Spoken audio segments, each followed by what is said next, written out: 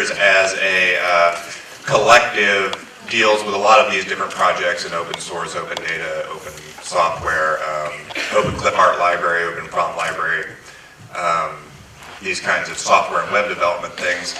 We're trying, for several reasons, which will soon become clear, a new project in this cultural space called New Palmyra. New Palmyra is a open community building platform focused on cultural heritage in both preservation, development, and dissemination, evangelism. And it was started by this gentleman, who I think you'll be hearing a little more about if you haven't already, named Basil Cardaville. He's a Syrian-Palestinian open source software development. We've used a lot of his technologies and things like open font library, open clip art library, framework called Ike framework that he made. And also he was very instrumental in Arab World Creative Commons in negotiating a lot of the language around the contract licensing in Arab World Creative Commons. And around 2005, Basil, with a group of folks near Damascus and a publisher named Alaus, began a project to remodel the ruins of a city in Syria called Palmyra, which is sort of one of those national treasure types of places. Here's the kind of ruins you can see. It's quite extensive and covers a lot of different sorts of sites. And this is an interesting place because it was really a cultural crossroads of the region, and had successively been sort of captured by various cultures, which left their architectural imprint on the place. Here's one of the sites that was first modeled. This is the Temple of Bel. You can see it down at the very bottom right-hand corner there. It's a pretty large site, big colonnade. This is what it looked like mid 2015. And so Basil and this group of folks started doing some 3D model, gathering data, doing 3D modeling and construction, and wound up with some things like this. The primary purpose of these projects was for sort of tourism, evangelism, that sort of thing, bringing people in, allowing walkthroughs, that sort of stuff. We also had some fairly good renderings of these temples and sites. And their work progressed for a while and then culminated in a series of videos that I thought worked, but I guess don't. Chris, do you know what happened? I don't know if you can hear the soundtrack. It's pretty remarkable. Who's training?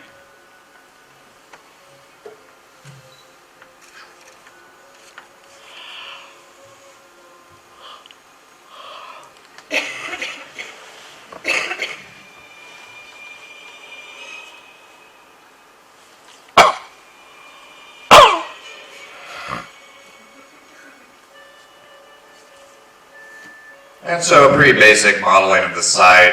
It's quite extensive in terms of the portion of the map that they cover, but there's still a lot of work to do on this. Let me see if I can get back with some skill. There we go. Then what happened? So a couple of things happened to this project. The first of which was that, that's okay. It's actually sort of an appropriate slide, although I did have a graphic here. Basil, unfortunately, during the civil unrest, in 2012, was detained by the government due to sort of just the chaos there, and so the project was put on hold. And unfortunately also Alaus, the publisher, wasn't an open company. They were a closed source sort of publisher looking to put this on DVD and distribute it, sell it. And so all that data is currently lost. Nobody knows where it is. And it's not available, even if we could find it.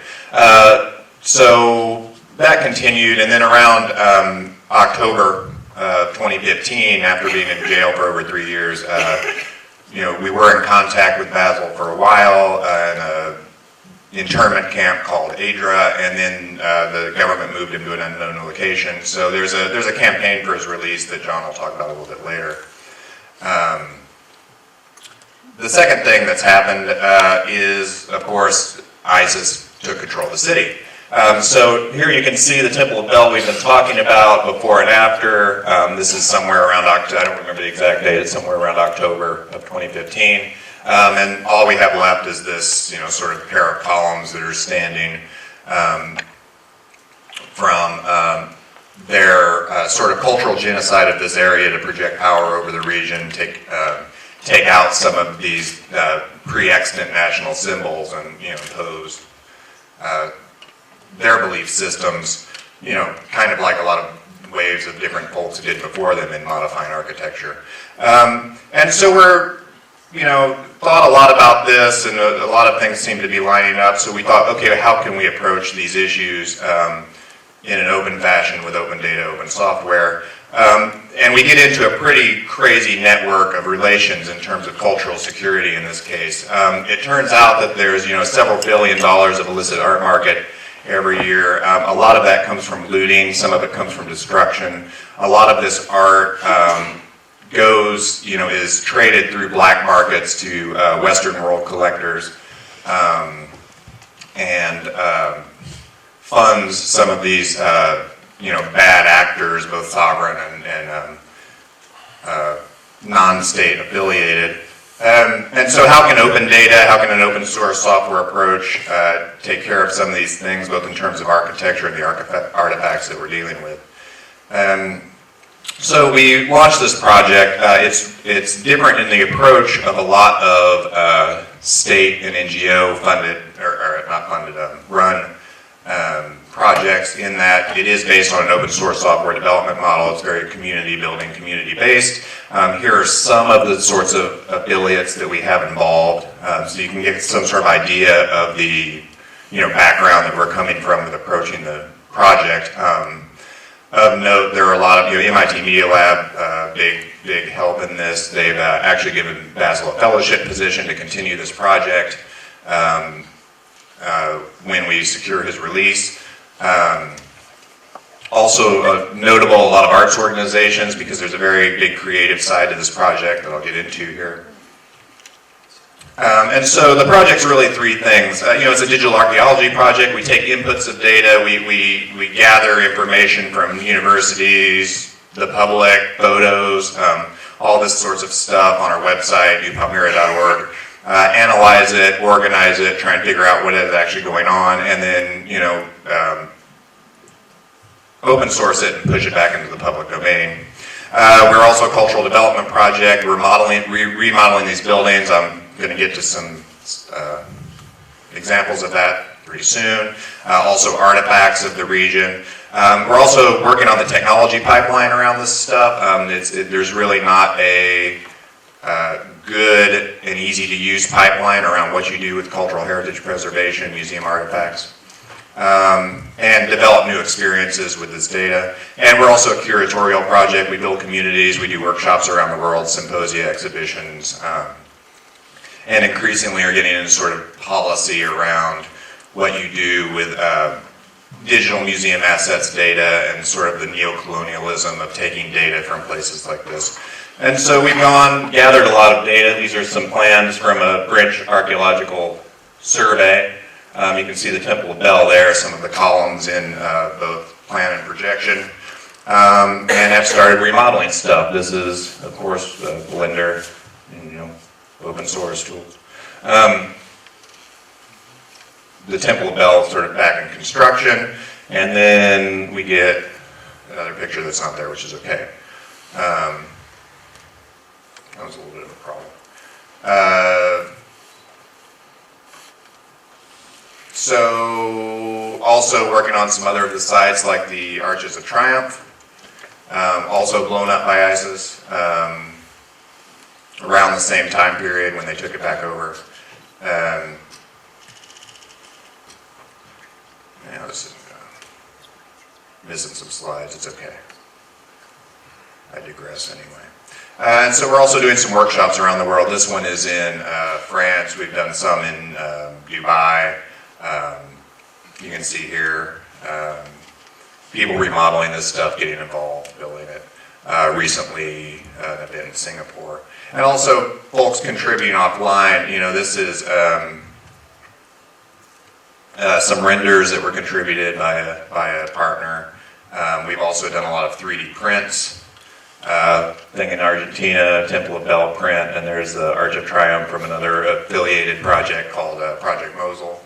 And some VR experiences. So we've had stuff in VR space where you can fly through, look at the stuff, have an experiential, virtual way to get a tangible feel on this sort of cultural heritage. And that was the thing that we did in Singapore. That's not there.